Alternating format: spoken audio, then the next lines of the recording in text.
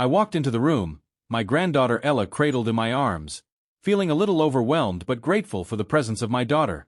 I appreciated her thoughtful gesture in bringing Ella along. As I gently placed her on the ground, the little one squirmed with excitement, eager to explore the spacious, empty room. It wasn't long before Lila, my daughter, stood frozen, her face a mixture of surprise and concern. "What happened?" she whispered, her voice trembling slightly as she looked around the now empty room. "Where is everything?" I turned to follow her gaze. The furniture, the things we had grown accustomed to over the years, was gone. The space, once so full of life, now felt hollow. Ella crawled away, oblivious to the weight of the moment, while Lila's voice broke the silence. "Dad, what's going on?" With a shrug, I nonchalantly responded, "I thought you'd understand better, since you're right in the middle of this." Lila stared at me, her voice shaky as she tried to make sense of it all. "What about everything? What's happening to all this?" "We'll get to that," I replied gently, trying to ease her worries. I gestured toward the window, hoping the peaceful view of the garden would calm her. The stillness of the space made me think that perhaps this might be my last time visiting for a while. She finally spoke again, her voice strained with emotions. "Dad, what's really going on?" I took a deep breath, slowly sipping my coffee as I considered my response. The words felt heavy in my mouth, but I needed to say them. "Your mom has always loved you, you know that, right?" I began. "But lately, she's been feeling like something's missing. So, she's decided to take a bit of time for herself. She's gone for the weekend, won't be back until Monday." Lila's brow furrowed in confusion. "But she's always there for us. Why now?" I lowered my eyes, sensing what was coming. "It's not just a holiday weekend for her, is it?" She hesitated before finally looking down. The truth was clear now. Her mother wasn't off on a spa trip. She had gone to meet someone. I sighed, my heart heavy. "I see. So, this is your mom's self-discovery time, huh?" Lila looked torn, trying to justify it. "We think it's for the best. Ben agrees too." "Ben?" My voice shook with disbelief. "You think Ben would approve of this betrayal?" Lila's eyes flickered with uncertainty as she avoided my gaze. I knew the situation had grown more complicated than she wanted to admit. "Dad, please. She deserves it. She's been there for us.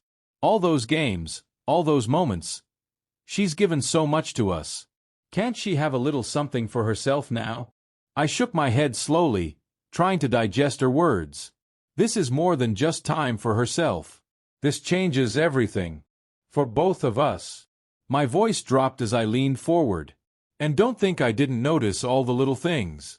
The lock on her phone, the secretive behavior. I know you've been involved. You helped her with all of this." Her face reddened as the realization hit her, the weight of the truth finally settling in. "And what about the receipts? The shopping trips? The things she was buying and never brought home?" I felt the sting of betrayal. "You've been part of this, Lila. You helped her leave. Now, you're asking me to pretend this isn't happening. But I can't. Not like this." Tears welled up in her eyes as she struggled to form the words. "Dad, it feels like when we were younger. When things were good, but we didn't have that connection anymore. Now, she's trying to find it again." I let her sob quietly for a moment, offering her a gentle touch. I knew this wasn't easy for her either. Ella, still oblivious to the tension, toddled back toward me.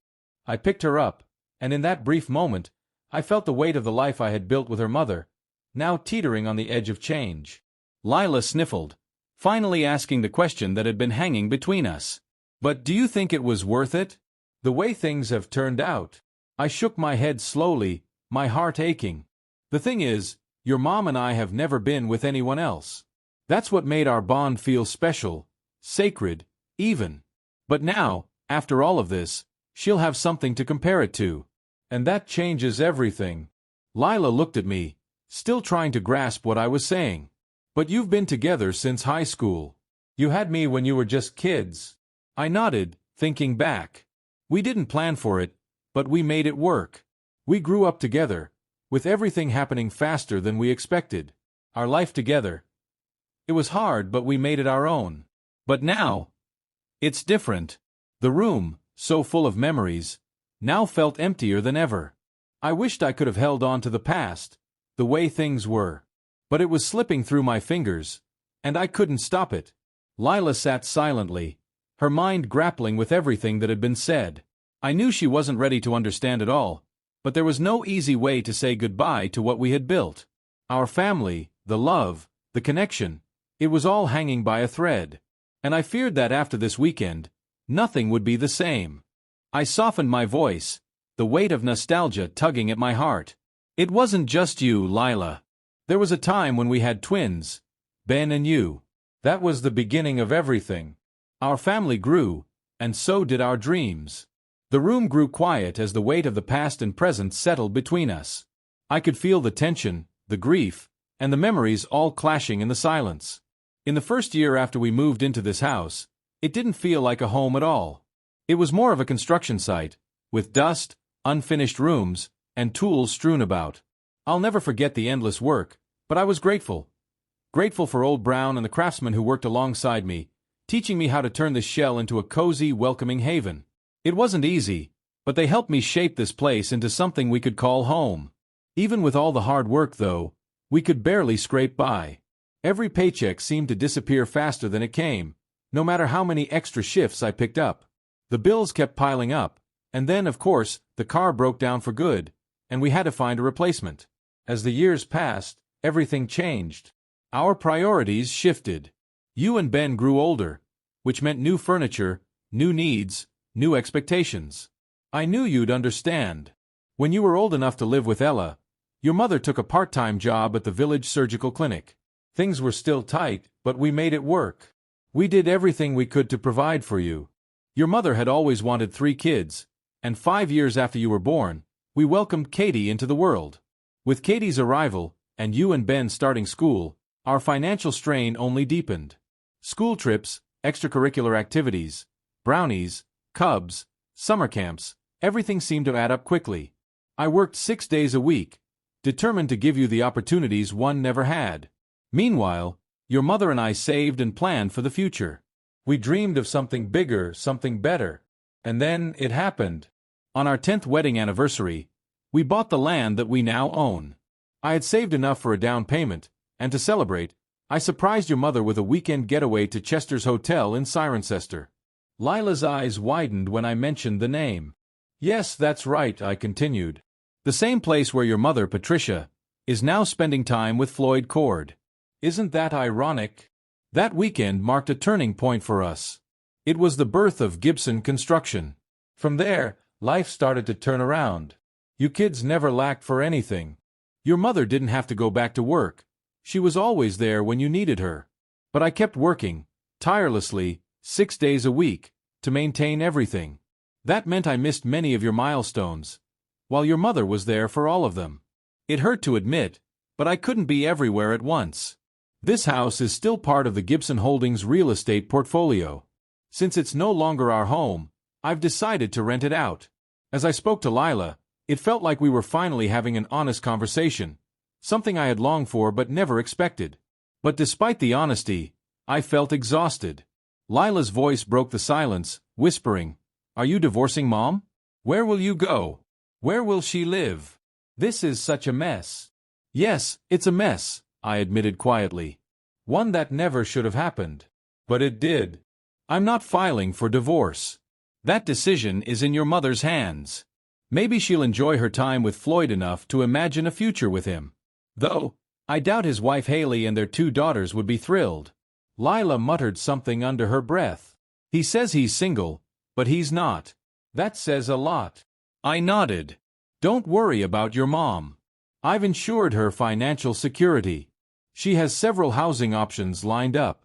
I've taken care of everything. There's a file box with all the details. She'll be fine. But if she chooses to live with someone else, she'll need to find her own place." I stood up, signaling it was time to move on. "I just wanted you to know that all I ever wanted was your respect, your thoughts, your loyalty, and your love for everything I've built for you.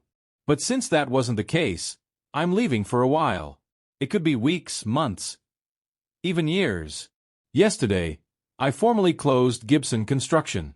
As I collected Patricia's box of mementos and important documents, Lila followed me. Gibson Holdings is still in operation, I said. We have 40 properties, but I intend to sell half of them today. Today would have been the 15th anniversary of Gibson Construction. And today, it's also our 25th wedding anniversary. I had planned a surprise month-long cruise for your mother and me, but she had other plans. So, I'm going alone. Luckily, I canceled her ticket in time for a refund. I suppose I deserve that. As I helped Lila place Ella in her car seat and pack the file box in the back of the car, Lila's tears streamed down her cheeks. I've canceled my phone. I don't want any work calls, but you can still email me. Tell Ben and Katie not to call your mother. Her voice barely rose above a whisper. Not your mother. I kissed the top of her head gently. Take care, sweetie. Without turning back, I walked away. Epilogue. The tears I had been holding back finally spilled over as I made my way to my car. I drove to the airport, not wanting to make a scene, and parked outside a small church. From a distance, I watched Ben marry Fiona, a lovely girl from Fairford he had met while living in Oxford. I spoke briefly with the vicar, asking if I could slip in unnoticed. The reception was held at Cirencester, the same place where I had once taken Patricia for that special weekend. I had paid for everything, making sure it was perfect. During my travels, I kept in touch with my kids through video calls and emails. Ben struggled to forgive his mother, but eventually, he did. Patricia tried to reach out through emails, but I only responded once. I needed more time. She admitted her mistake that very night, but by then, it was too late. I visited Katie's graduation in secret. I was there when Lila gave birth to my second grandchild, Tom. I left a giant teddy bear by his crib with a note that simply said, "Grandpa loves you." My journey took me across the world, America, Canada, South America, the Caribbean, Australia, the Far East. But no matter where I went, I always felt alone. Eventually, I returned home. Ben walked past his new wife, Fiona, and whispered, "Thank you." It felt good to be home. This is where I belonged, even if it took me a long time to find my way back.